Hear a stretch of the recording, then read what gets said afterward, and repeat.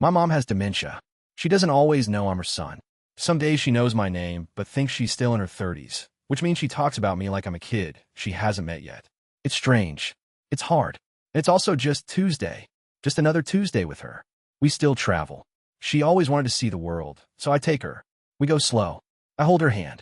She hugs strangers in airports because she forgets she doesn't know them, and most, just hug her back. My sister is getting married this year. She invited me.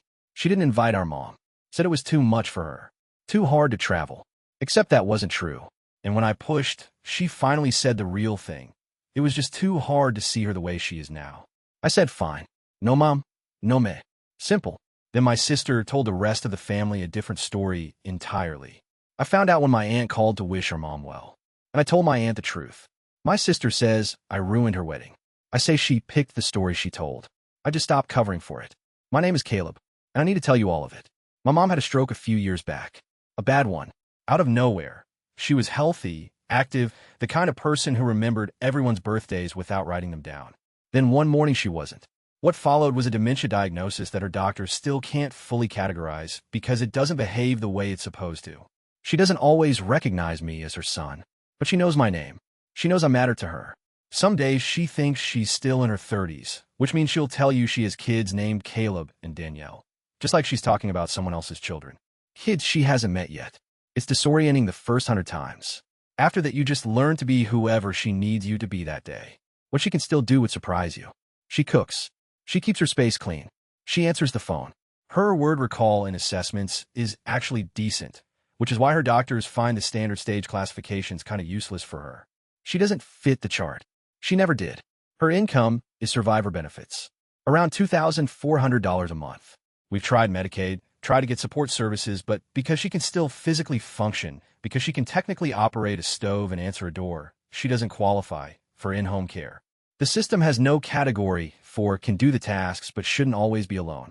So I stepped in, quietly, without making a whole thing. I quit the people management role I'd been doing at a chemical plant in Pennsylvania. Good money, bad fit. I had savings. I had time.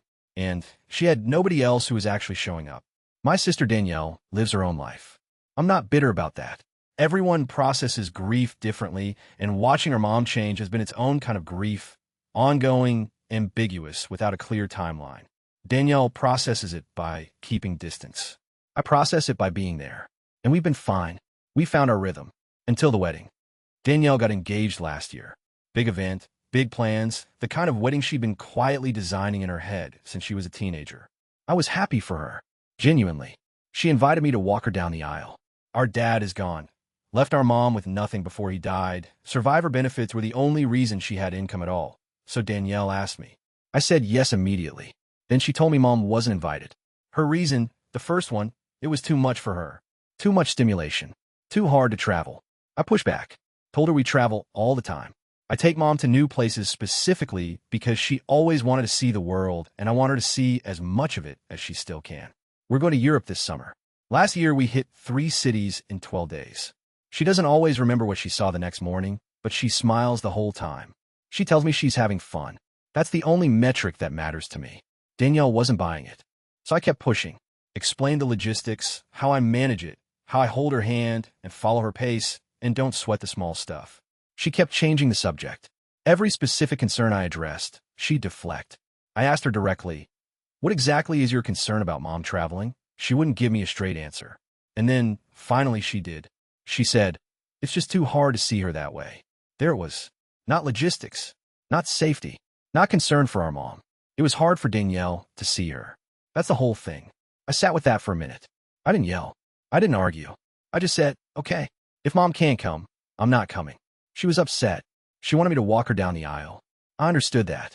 But I wasn't going to stand in front of a room full of people celebrating my sister while our mother sat home because her presence was inconvenient. We left it there. About a month went by. Then it was my aunt's birthday, mom's older sister. I called with mom to sing happy birthday, which is something we do. After we hung up, my aunt mentioned, kind of offhand, that it was a shame mom wasn't up to traveling anymore. I stopped. What do you mean? We're going to Europe in July. Oh, Danielle said she couldn't travel. That her health made it too difficult now.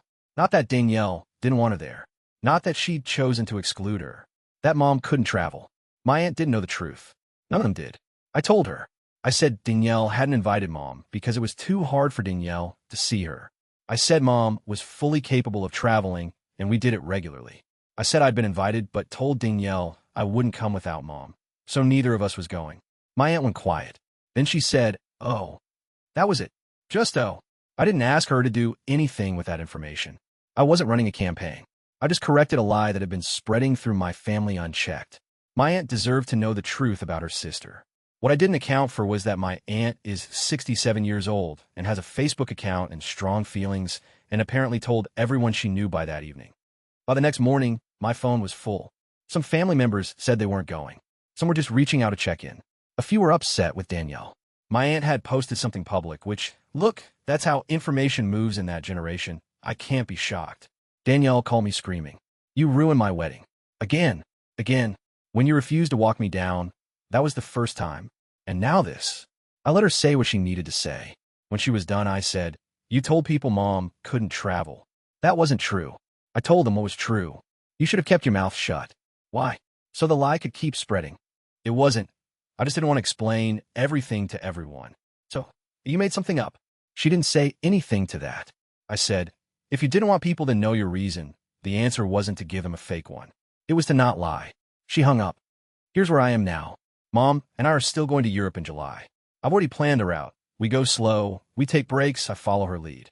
She doesn't retain every detail afterward, but she grins through all of it and tells me she's having fun. I believe her. I'm not going to the wedding. That hasn't changed. Not because I want to punish Danielle, but because I meant what I said. Mom not being there isn't a scheduling issue I can work around. It's a decision my sister made, and the decision tells me something I can't unfeel. Some people in the comments, I can already predict this, will say I should have stayed quiet, that I should have let Danielle have her wedding without making it about her mom, that I could have just told my aunt privately and left it there. Maybe. But here's the thing. My aunt is her mom's sister. She loves her. She was walking around with a false picture of what was happening to her sister's life, that she deteriorated past the point of doing the thing she loves. That hurt my aunt, and it wasn't true. I didn't light a match. I just told the truth to someone who had a right to know it. Whether Danielle's wedding is smaller now, because of it, that's a consequence of the story she chose to tell, not the one I corrected. I'm not sure if that makes me an asshole. Probably a little.